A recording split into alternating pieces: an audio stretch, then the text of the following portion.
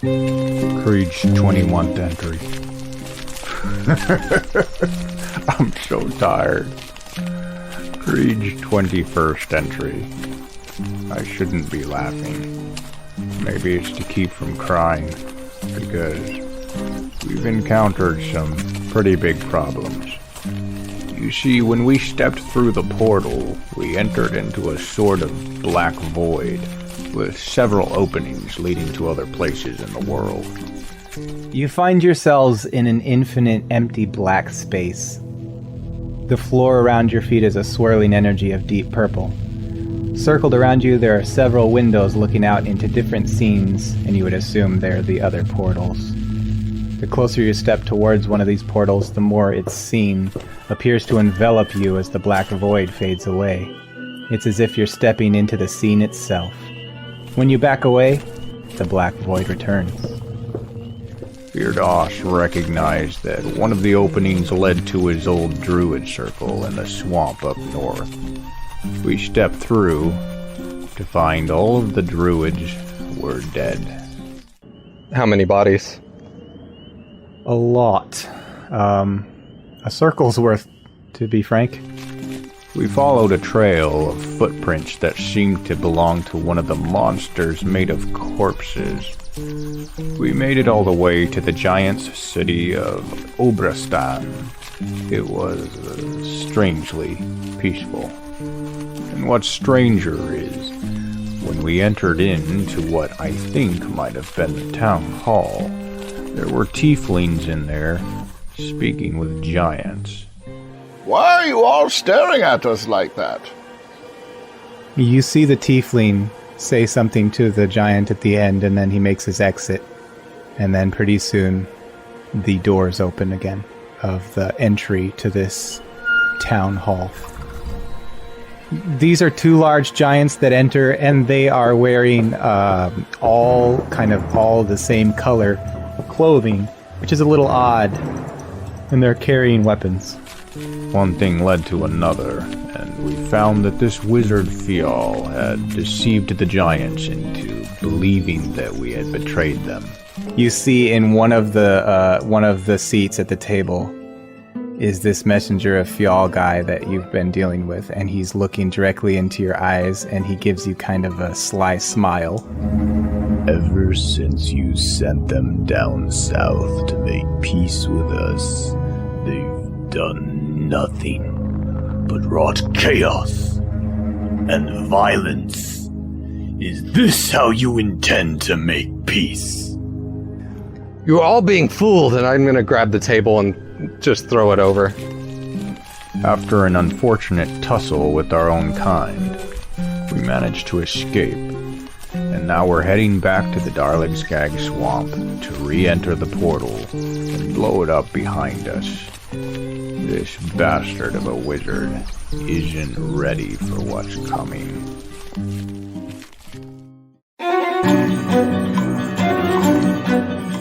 Time to Die Podcast Network presents The Giant's March. The road is long, but the world is small.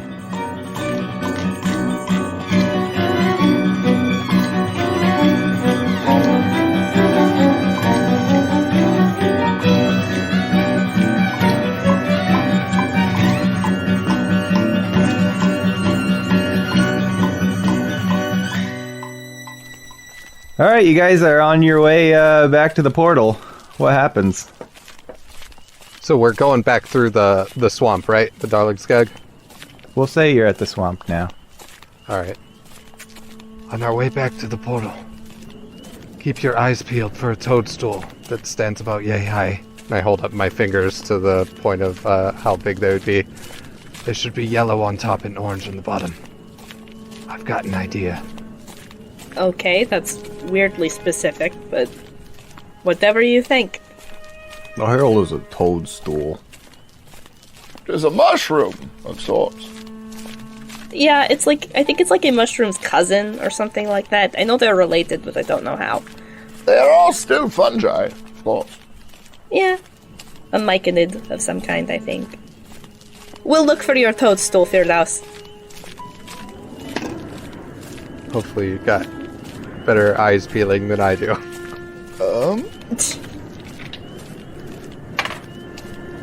Why don't we all do survival checks? Oh, survival. That helps me. So that's a 17, actually.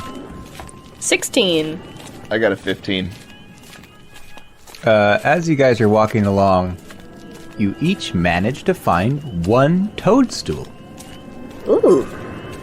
Firdaus, is this what you were looking for? Yes.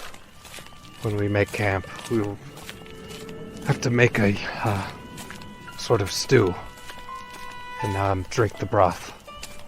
Firdaus, I love you very much, dearly as my family, but I feel like when I get back to university I might have to take a test of some kind, and I don't think that this is a good idea for me, personally. I'm in! Anyway, let's whatever. It's whatever. It's like world-saving stuff. Sure. I suppose if you feel strongly about it, you could sit this one out.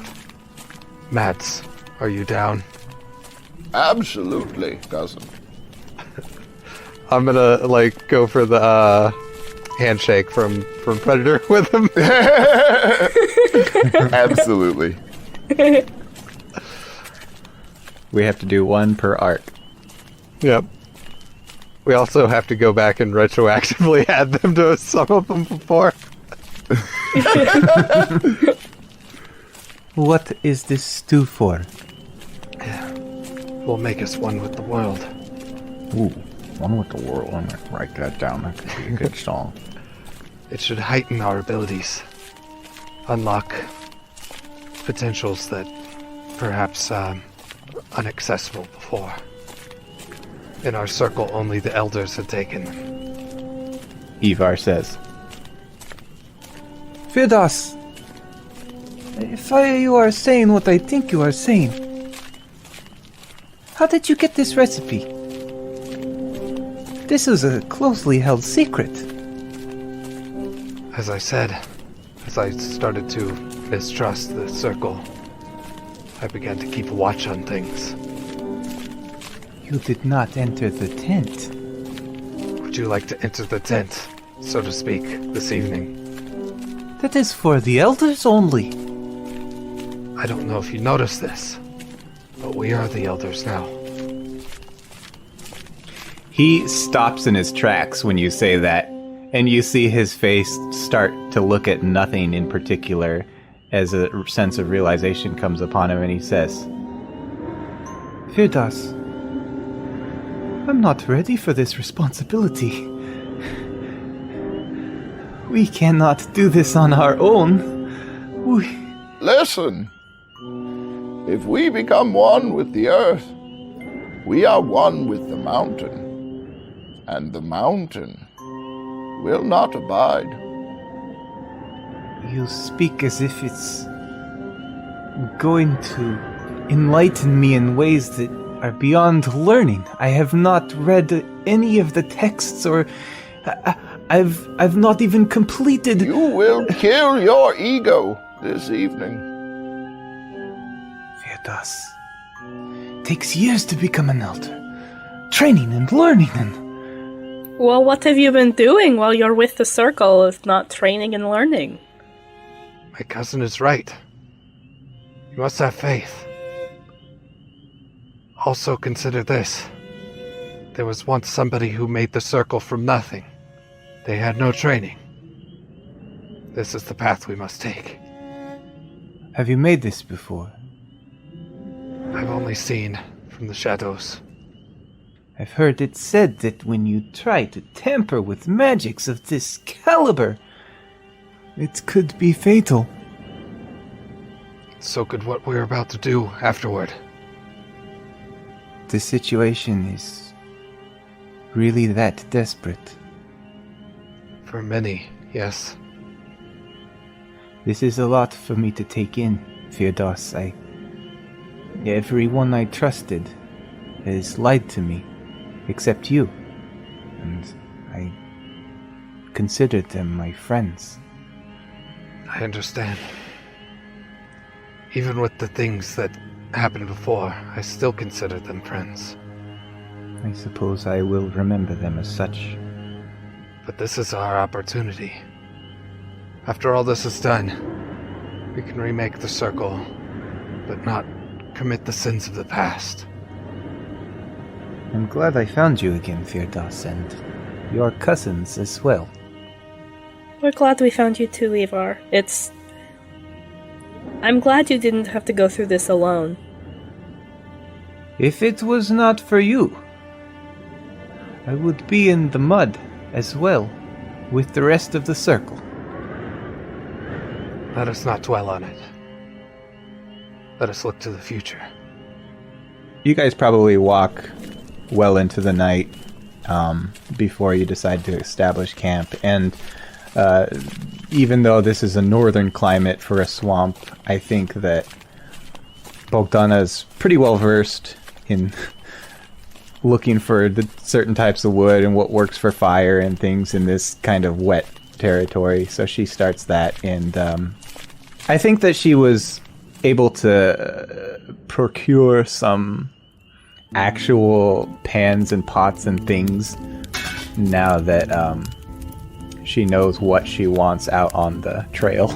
She's very trail experienced, so she probably nabbed some stuff while you were in town. And so she comes up to you and says, "If you are going to make a stew, I think I am ready." You can see she's got a pot of boiling water on the over the fire. Yes. Let it be done. Cousin, it's not too late to decide to do this with us. I have faith that it will all turn out well. Maybe it would be better if some of us did not partake, just in case it does not go well. I think I would like to take a walk on my own and do some thinking. Become one with the earth in my own way. Understandable. Firdas would just start rummaging around and finding the other ingredients that he believes that he needs. This is your homeland, essentially, so I don't think you have any trouble with that. Yep. Not at all. Process is being made. Sina, Mads, is there anything you're doing? I think Mads is just checking over his weapons, making sure that everything is in good condition, and then waiting for Firdas. Sina is gonna quietly thank Bogdana for not letting them do this alone. And Sina's gonna walk off into the woods for a little bit while they're doing this. It is a good thing that Sina has dark vision, because this is a moonless night, and the swamp is largely overgrown, but as a giant you can bushwhack your way through it easily enough, and you leave camp a ways. How far out do you go? Just enough that enough that she can't see the light of the fire anymore. It doesn't take long, partly because of how overgrown this swamp is, and also partly because it's an unusually dark night. I mean, if you weren't the size that you were, if you were just a little gnome or something, it would be abnormally spooky. What do you do? She's doing some thinking. She kind of kneels down on the ground, and she's gonna dig her fingers into the dirt until she can feel stone underneath of her hands. And she thinks about the story that Mads told her a while ago about the avalanche and how the trees stopped it. She's reaching out with her mind towards whatever is listening, but in her heart she's talking to the mountain because it's the one god that hasn't failed her yet. And she just says, "They need my help, and I don't know how to give it to them.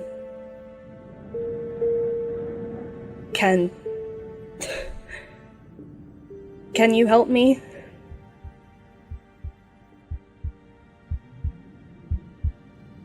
There's dead silence. Not even a cricket. You can hear your own heart beating.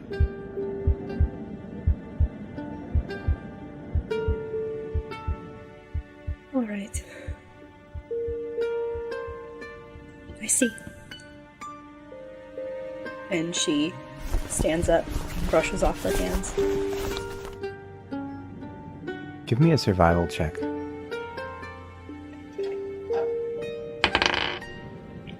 19. The only way that you can even tell from whence you came is by your own footsteps that were sunken down into the swampy ground. And are you going to follow them back? Yeah. You walk for about 3 to 5 minutes, and then you hear something in front of you, and you stop and listen, and in the quiet night, it sounds like footprints, but it's not normal. I mean, these are large footprints, like a giant is approaching you. And when you stare into the night with your dark vision, you can make out the silhouette of somebody you're almost looking eye to eye with them, but you can't quite make out their features until they draw near. And you see it's an old man. He's got a long beard, and he looks at you with kind eyes, and he smiles, and you see him kneel down onto the earth, and he places at his feet a box that might contain something like jewelry. It's almost one you could clasp in your hands and open, and the guy stands up to his full height, looks you in the eyes, smiles one more time, and then he fades away, leaving nothing but the box on the ground. She will bend down and pick it up and look inside of it. It's simple, but beautifully crafted. It's very polished wood, and it has your name engraved in the top. And when you creak it open on its hinges, you see inside is a small, thin vial of liquid with a cork. Is the liquid like clear or? It's got a purplish hue, but it's not a deep purple. It's almost like a tinted water. Is there any kind of check I could do to see if I know anything about this? Because Cena's still pretty sus about gods. You can try. I would imagine it'd be Arcana. That's not... Well, that's an 18. Give me an insight as well. 19. Between your two rolls, everything about this, I mean, it's been a long time, but everything about this reminds you of the elevator mountain and the old man that appeared and presented Mads with a similar box that had potions in it. And you remember examining Mads' potions, and this is all very familiar. Despite all your distrust, this feels safe. It's just a hunch, but it feels safe. She drinks it. Okay.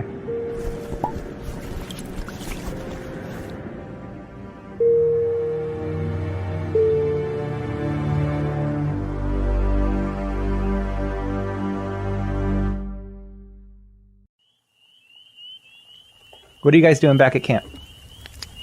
After the pot comes to a boil and simmers for a while, I kind of gather everyone around. Okay. It's done. We must gather in close. Yes, Vitas.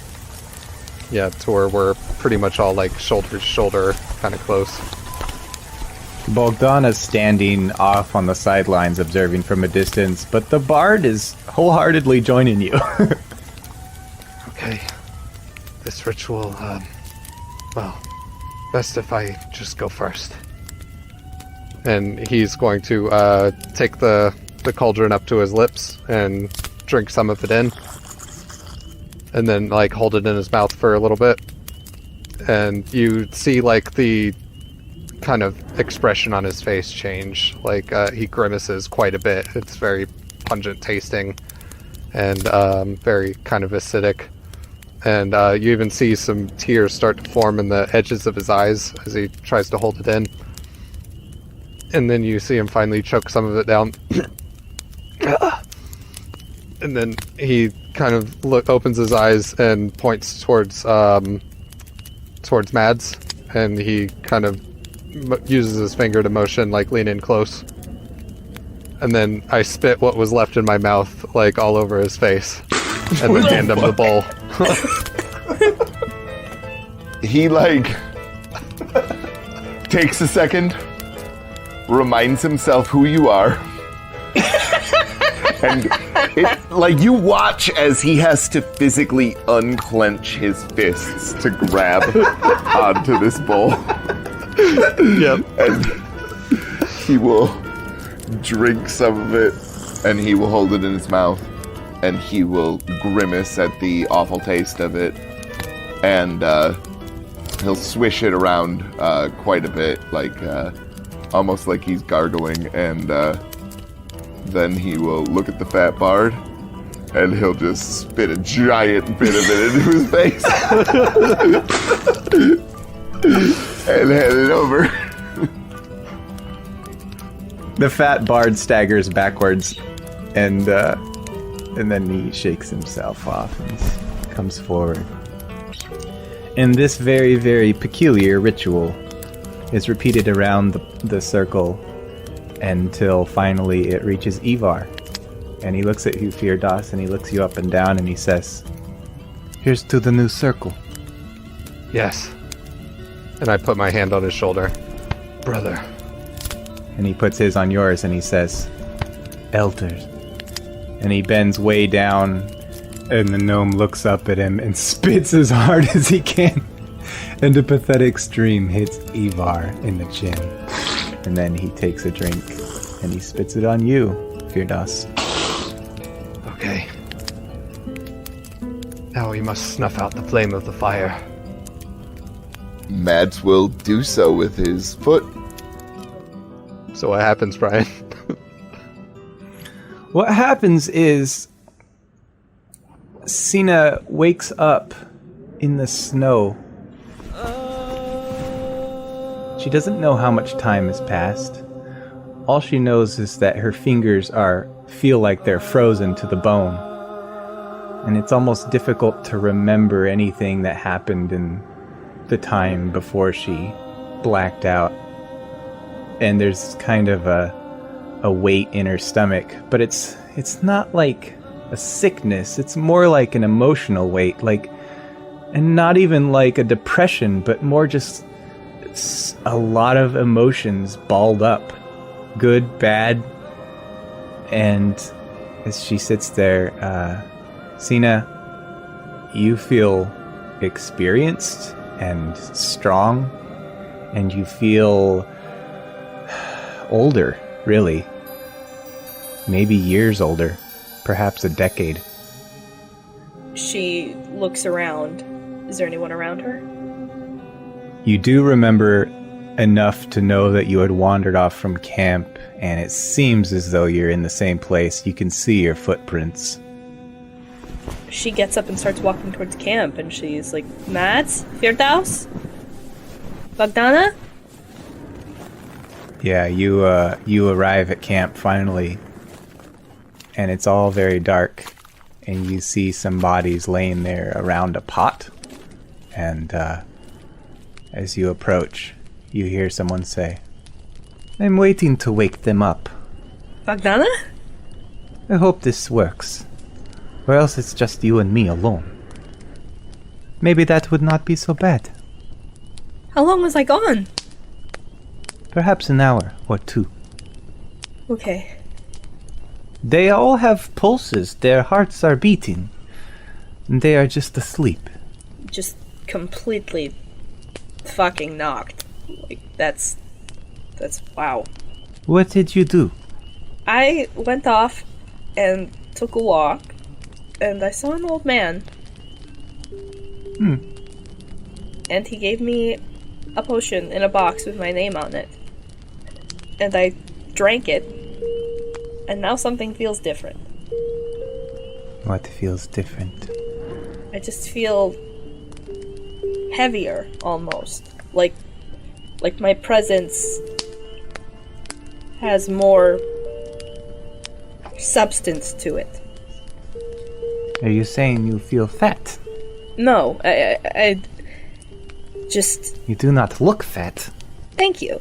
I feel substantial, like powerful. This is very strange.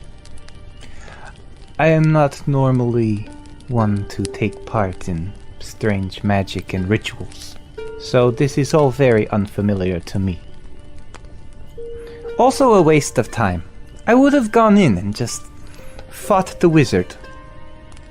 I don't know why we didn't. Should we wake them up? Or sit by the fire a while? They need their sleep. Yeah, let's just sit for a little bit. They've had a rough go of it. You guys sit on a fallen log that she's dragged over, and the bodies are just scattered around you around the silly pot. And she sits surprisingly close to you. And then she kind of nudges her shoulder against yours and she says, "This has been a long adventure." Yeah, it really has.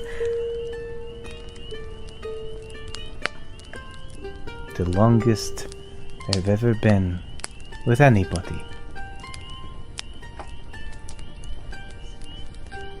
What do you think of it? I do not care for all the company. But I have enjoyed my time with you. Cena at this point has gone scarlet. Just like, it's like hair and face are the same color. Your cousins are nice. They are nice. They are, and I have to say that I like some of the people that we've picked up along the way too. Including you. I'm glad you've stayed with us for this long. Perhaps when our mission is over, if we are still alive, I should visit your workshop. I'd like that a lot if I could maybe go to the woods with you again sometime. You could teach me how to make these magic weapons. I will. And we could build you a new raccoon. Yeah. I miss him a lot. But I really appreciate it. And she takes her hand and she squeezes it.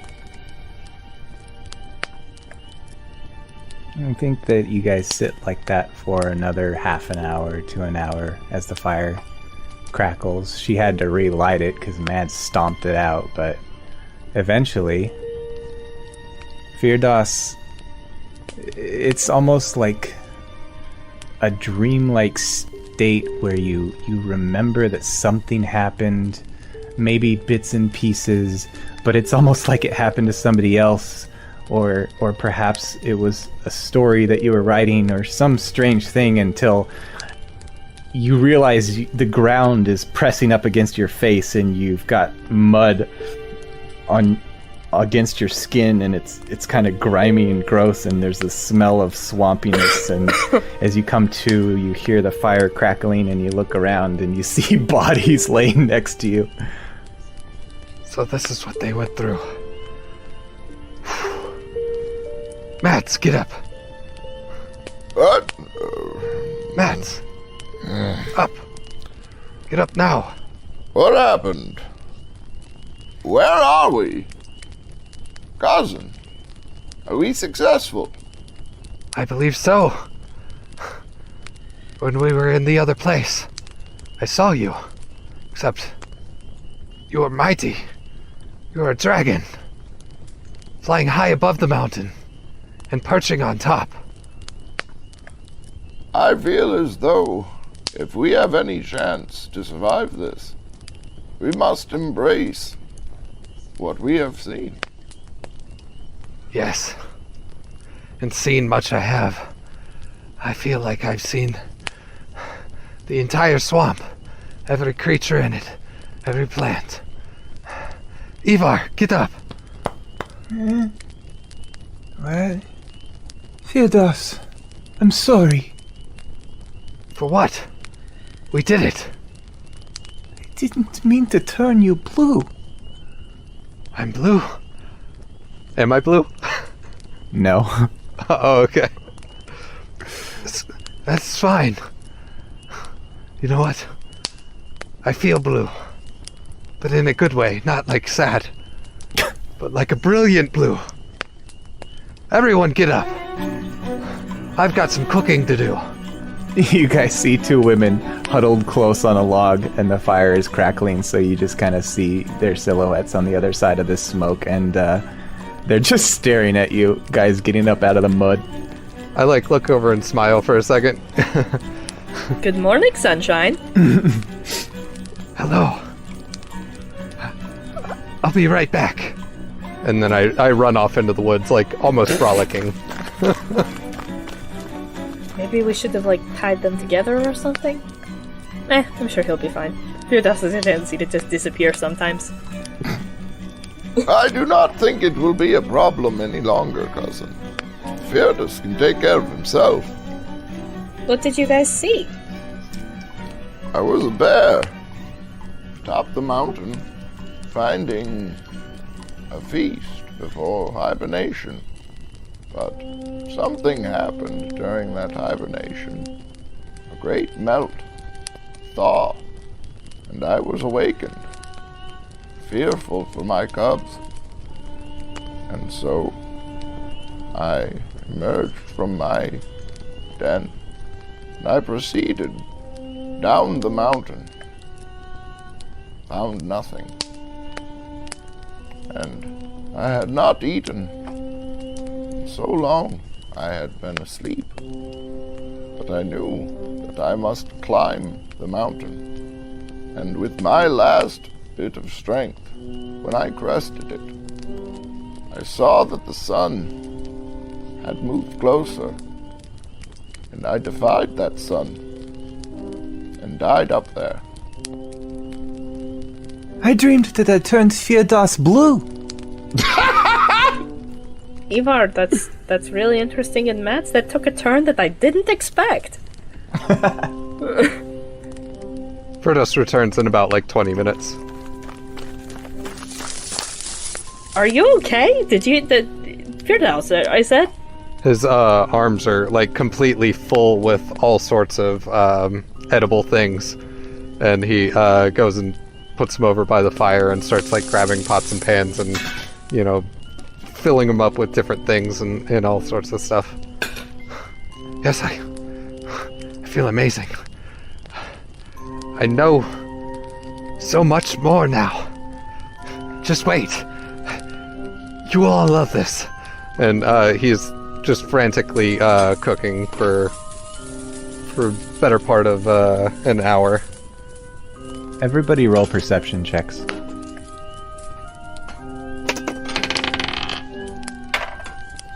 12. 3. 7. Mads, you rolled the highest. All this is going along, you're kind of all just watching him work in a frenzy, as if he's almost like he's in a daze or a trance, and he's got tunnel vision as he puts these ingredients in. But then you kind of start to look around. You notice the gnome that used to ride in Cena's pocket, he's standing there watching. But Fuga Grasshat, the dwarf, the high-voiced dwarf from Skazakas, he's still laying on the ground asleep. I'll wake him up. What do you do? I'll kind of pinch the back of his clothes and try and stand him up. Away from the fire, obviously. He doesn't respond, and if you pick him up and stand him on his feet, he flops back down. Firdaus, Yes. is it possible that this ritual could kill a dwarf, per se?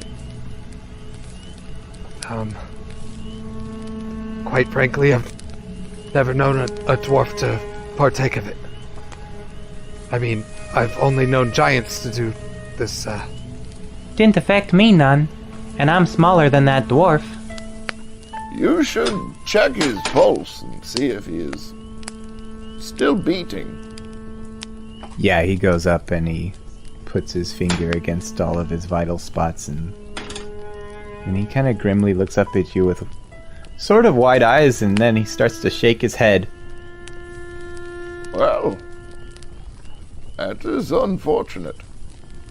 Shall we build a pyre for our friend? Yeah, I think Bogdana's gonna stand, and she says, he was only with us a while, but we are all family. Mads will pull out the axe and get to building a pyre then. Don't place him on the fire. Why? I must finish this and then I will attend to him. Okay.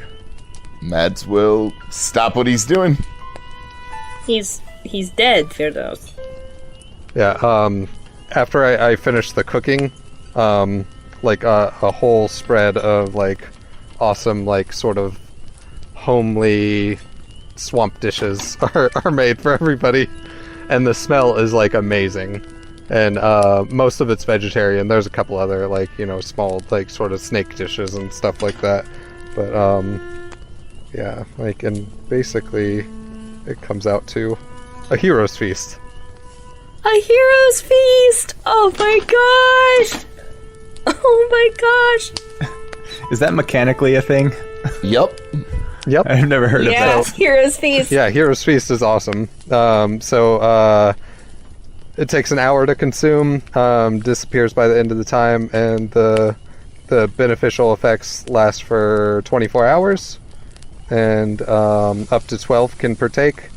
The creatures that partake gain several benefits. They're cured of all diseases and poison, become immune to poison and being frightened, and it makes all wisdom saving throws with advantage. Its hit point maximum is also increased by 2d10, and it gains the same number of hit points for the 24 hours. Good grief. I'm gonna have to read about that after the fact. Yarp. That's going in my notes.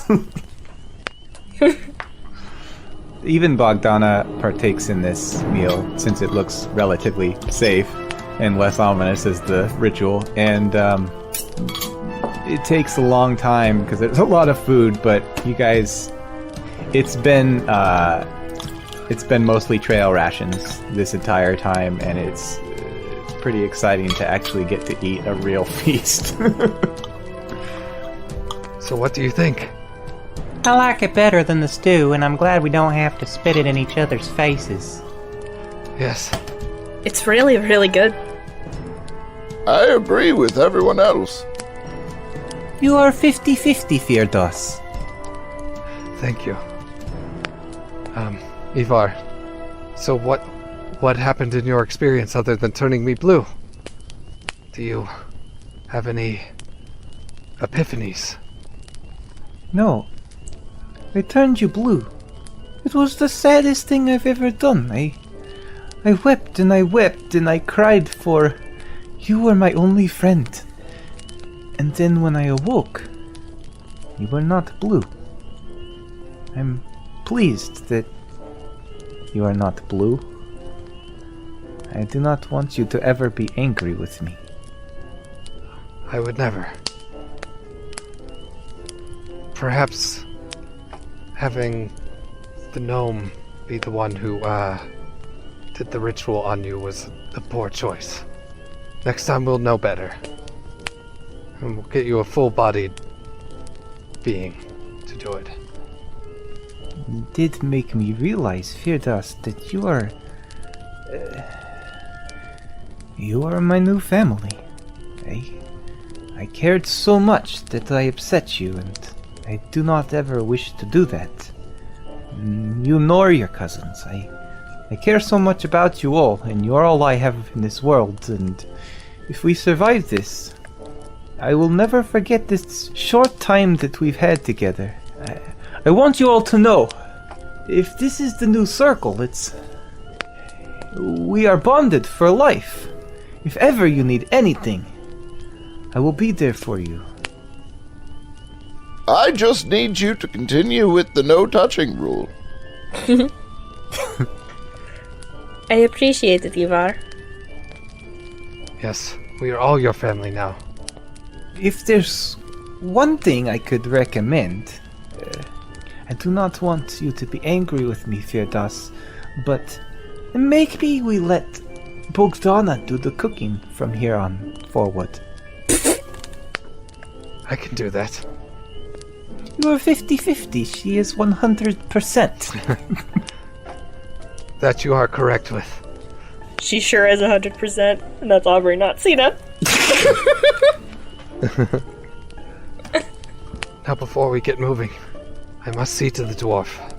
And I'm going to go over to the dwarf, and I'm going to bring some of the oils from the feast with me, and a couple of other ritualistic things, and lean over them and sort of preparing the body in a certain way and all that kind of stuff. And it's going to take about an hour for me to do this, so you guys can kind of do whatever, or if we want to skip forward, we can do that. Mads, could I talk to you for a minute? Mads will follow away from everyone a little bit. When you first pledged yourself to the mountain, what shape did it take? I saw nothing of the mountain until our journey. Do you recall the old man who dropped those potions for me? Yes. That is the only time I have ever seen the avatar of the mountain. I have heard whispers and listened to the breeze, but for some reason, this is important. I saw him. You did? When I went on my walk, I put my hands on some stone and in the ground and asked for help, and when I turned around to walk back, I saw an old man with a long beard and kind eyes, and he gave me a box, and it had my name on it. The inside of it was some water or a potion or something, and I drank it, and then I woke up in the snow, and now I feel stronger, older, wiser. Sina, do you know what a mountain is? When the earth explodes, mountains are left from that wake, but they are still one with the earth. And that is why you were still able to become one with the mountain. Because the mountain is a symbol, a protector. What I'm trying to get at is you will serve it well. We will all serve it well. Because we must. Sina will give Mads a big hug. Oh, that... One time, I suppose. Since you are one with the mountain and all. And he'll hug her back. But not like, you know what I mean? Like a one-arm kind of pat, you know? That's the best Mads has. She's got her arms like wrapped around your thigh because that's as high as she can reach. No, I think that Sina can hug around my waist. Like, I don't think that I don't think she can get all the way around my waist, but that's not the point, you know? It's like that one time that Ron Swanson hugs Leslie. We should head back to the others. We should. Also, don't tell them that I let you hug me. I won't. Don't worry. I know you have an image to keep. He'll nod and start kind of walking back.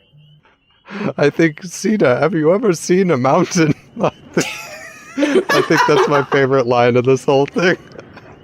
Have you ever seen a mountain?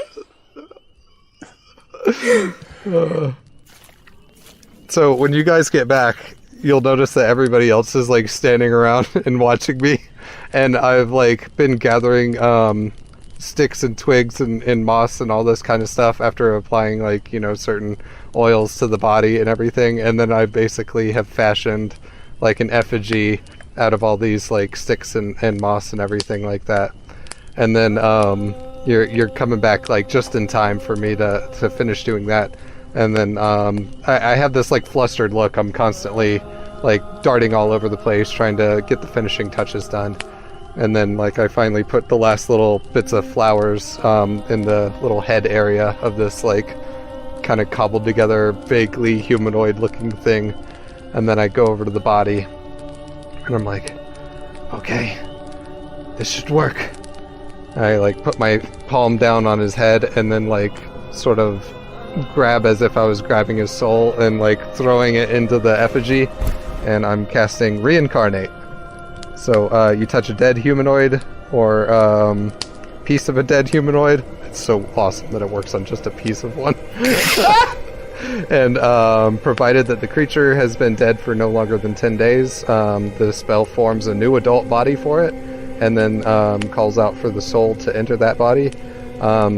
If the target soul isn't free or willing to do so, the spell fails, but the magic fashions a new body for the creature to inhabit, which likely causes the creature's race to change. So DM roll a d100, and then it gives like a table for what the results to be, or what it, you know, what race it's going to end up. Oh Fuck shit! yeah. Double zeros. Oh shit. So that'd be 100. Oh god. It's a tiefling.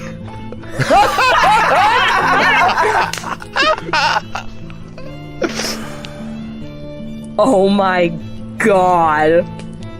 You guys see almost similar to, you wouldn't know this as giants, but out of character, it's similar to these time-lapse videos of a reptile or some sort of creature that sheds its skin. You see out of this dwarf comes the body of it's a longer humanoid. It's taller, laying on the ground. It stretches out and the skin kind of tears away from over top of it, and then from its forehead out grow these long horns, and it takes the form of an adult tiefling of all things, and it opens its eyes and it looks at you and it says, God blimey, I think this is the worst hangover I've ever had. What's everyone looking at? I'm gonna tell you something and you have to promise that you're not gonna panic first. You're a tiefling! Sorry, what? I remember we were having a stew. Did it work? It sure did. You are a tiefling! You! Look at you! Holy! You're a tiefling! You're a tiefling. That's...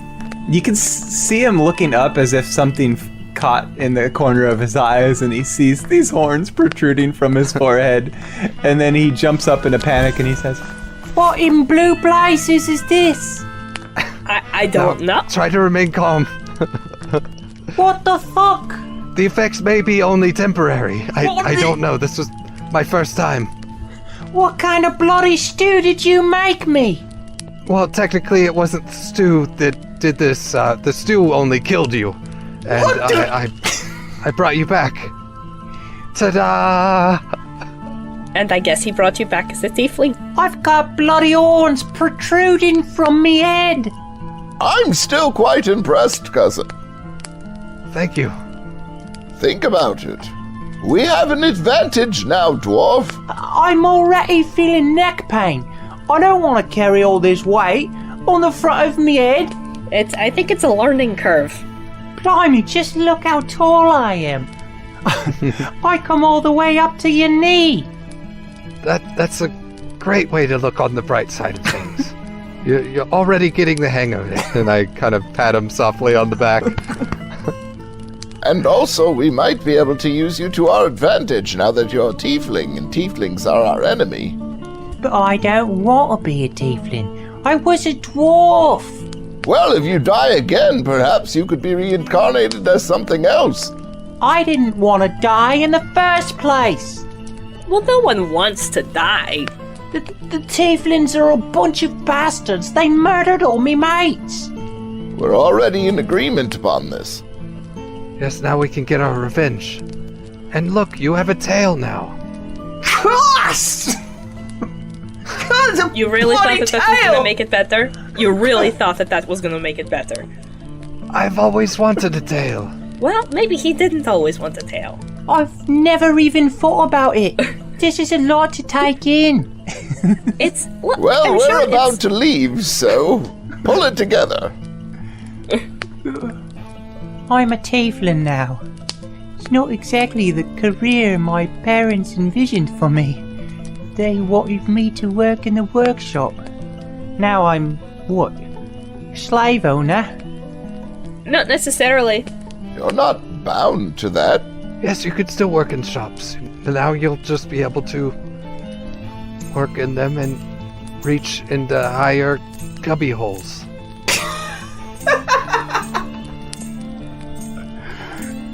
You know, I killed this character off so I wouldn't have to do this bloody accent. You brought him back, you son of a bitch. And I only needed a piece, but I had the whole body.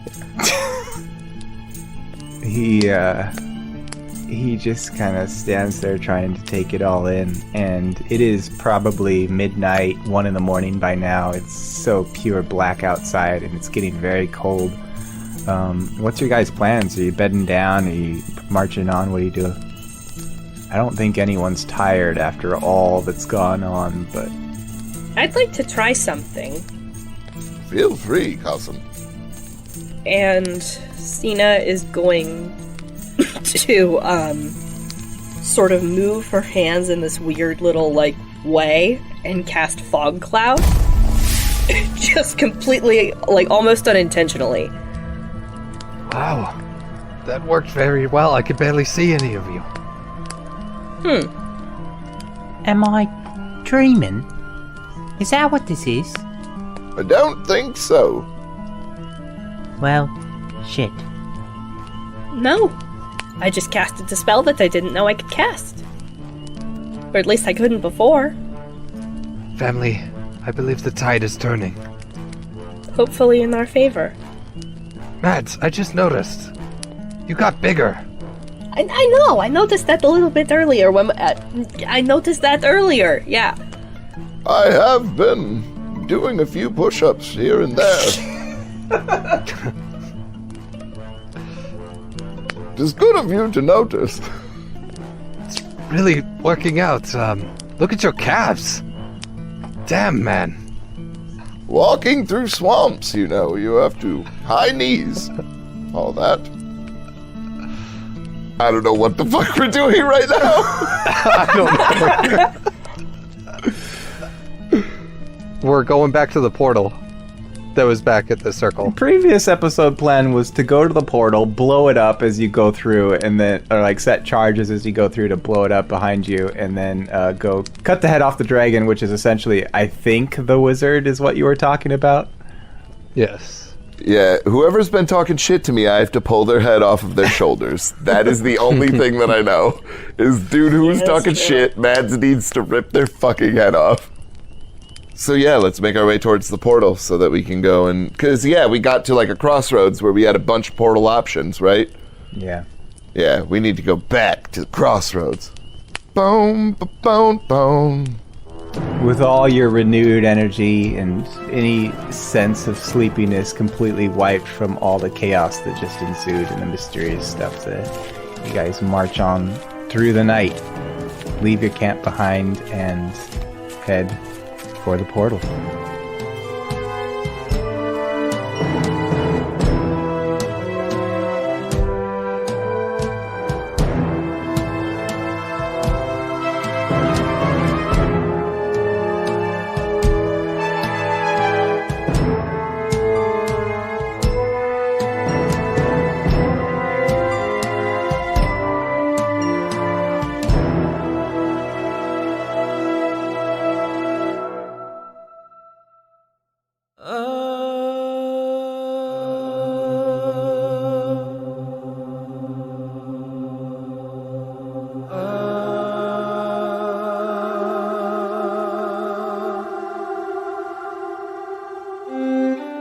Time to Die Podcast Network. You know the drill. If you're enjoying the show, we would be honored to have your support.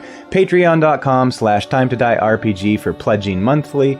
ko-fi.com/TimeToDieRPG for giving us one-time payments as a gift. SoNerdware.com/TimeToDie using Time to Die at the checkout for 10% off your entire purchase to support us with our merchandise. We're on Twitter and Instagram at TimeToDieRPG. Jim Demuse, who plays Mads, is on Twitter at IdaGrabYourGun. Chris Riley is a douchebag. Aubrey Gray, who plays Cena, is on Twitter at AubreyGray1. That's AubreeGray and the number 1. I, Brian Bridges, the GM of this campaign, am on Twitter at ManlyBrian. You can also come hang out with us in our Discord server. Links are in the episode description, or you can find all of these and all of our content at TimeToDieRPG.com. Thanks for listening. We'll see you next time.